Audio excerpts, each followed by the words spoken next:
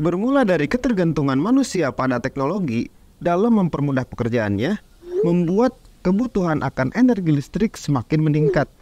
Maka dari itu, dibutuhkan sumber energi alternatif yang dapat diproses agar dapat menghasilkan listrik. Energi alternatif ini merupakan suatu energi yang dapat menggantikan energi yang lama. Energi yang lama akan habis karena banyak penambangan yang secara terus-menerus mengambil energi yang bersumber dari bumi. Penggunaan energi alternatif untuk menghasilkan listrik salah satunya disebabkan oleh menipisnya sumber daya alam yang selama ini digunakan seperti minyak bumi. Energi alternatif dapat dibuat dari apa saja. Tujuan utamanya yaitu mengganti bahan alam di bumi ini.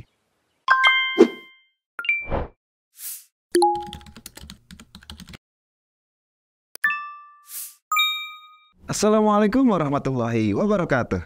Apa kabar Sobat Bintang? Semoga sehat selalu dan dalam lindungan Allah Subhanahu wa Ta'ala. Amin. Bertemu kembali dengan Kak Hilal.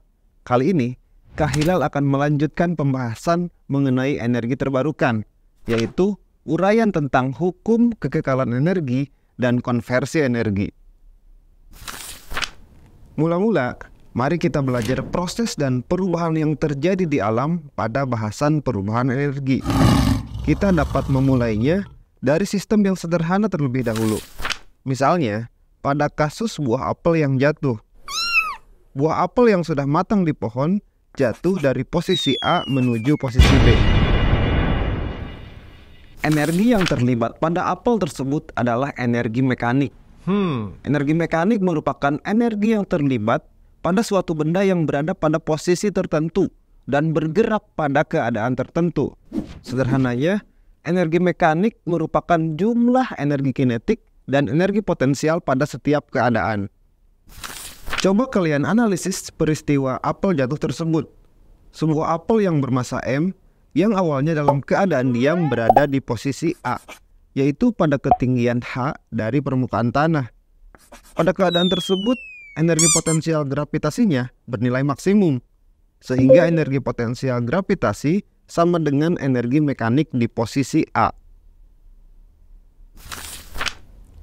Kemudian apel terlepas dan akhirnya sampai di posisi B pada ketinggian 0 dengan kecepatan v. Sesaat sebelum menyentuh permukaan tanah, kecepatan apel maksimum, sehingga energi kinetik sama dengan energi mekanik di posisi B. Sebenarnya, energi menunjukkan cara alam mempertahankan nilainya.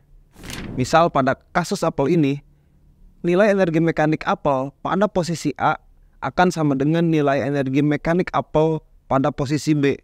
Namun, bentuk energinya berubah. Maka, pada peristiwa jatuhnya apel ke tanah ini, berlaku hukum kekekalan energi, yang bunyinya yaitu energi tidak dapat diciptakan dan tidak dapat dimusnahkan, namun dapat diubah ke dalam bentuk lain.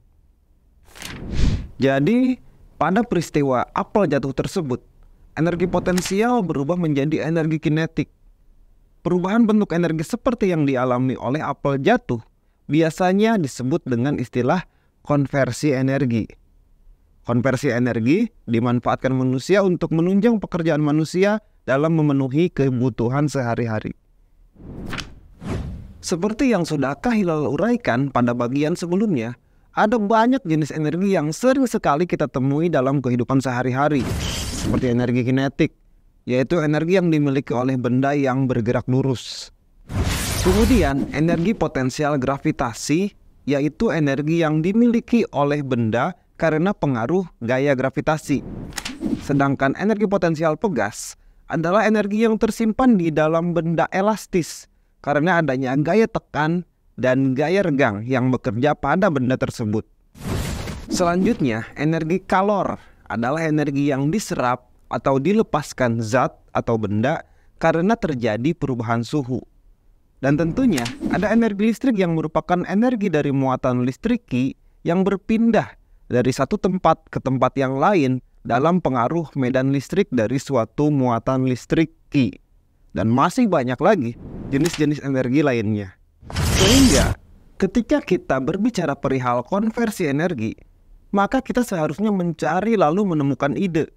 Bagaimana jika kebutuhan energi listrik ini dapat dihasilkan dari energi lain, yaitu dengan mengonversi salah satu bentuk energi lain ke dalam energi listrik. Seperti yang digunakan pada prinsip kerja PLTA, pembangkit listrik tenaga air yang mengonversi energi kinetik air menjadi energi listrik. Contoh lainnya, misalnya pada panel surya atau solar cell yang mengubah energi cahaya dari matahari menjadi energi listrik. Kedua contoh tersebut menggunakan jenis energi yang dapat diperbarui, yaitu air dan cahaya matahari, sehingga bisa dijadikan sebagai sumber energi alternatif. Namun pada kenyataannya, dalam konversi energi, energi akhir yang dihasilkan tidak seluruhnya terkonversi dalam bentuk energi yang diharapkan, sehingga energi akhir yang dihasilkan bisa terdiri atas dua, yaitu energi yang diharapkan atau yang dapat dimanfaatkan, serta energi yang tidak diharapkan. Misalnya, kalian menjatuhkan bola basket ke lantai. Ketika bola berbenturan dengan lantai, timbul bunyi benturan bola dengan lantai.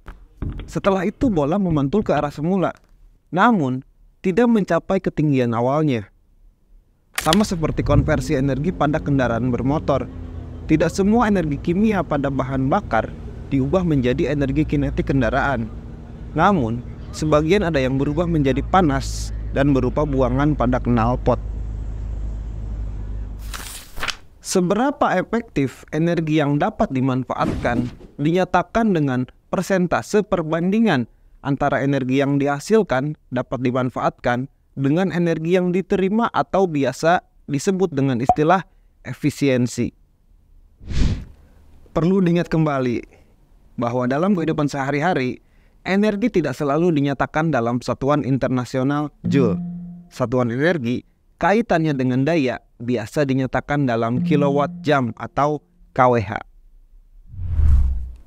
Nah, Sobat Bintang, dengan kalian mempelajari terkait hukum kekekalan energi dan konversi energi ini, diharapkan para generasi muda berpikir lebih maju untuk menghasilkan ide-ide dalam membuat sumber energi alternatif. Harapannya, eksploitasi sumber daya alam dapat berkurang, sehingga ketersediaannya akan lebih terjaga untuk jangka panjang. Sobat Bintang, kita sudah membahas keseluruhan materi pada bab energi terbarukan, mulai dari bahasan tentang urgensi isu kebutuhan energi, kemudian jenis-jenis energi dan daya, serta hukum kekekalan energi dan konversi energi. Semoga dapat kita ambil pelajaran dan dapat bermanfaat untuk kehidupan kita. Amin. Sekian dulu untuk video kali ini, dan jangan lupa tonton video selanjutnya. Sampai jumpa. Wassalamualaikum warahmatullahi wabarakatuh.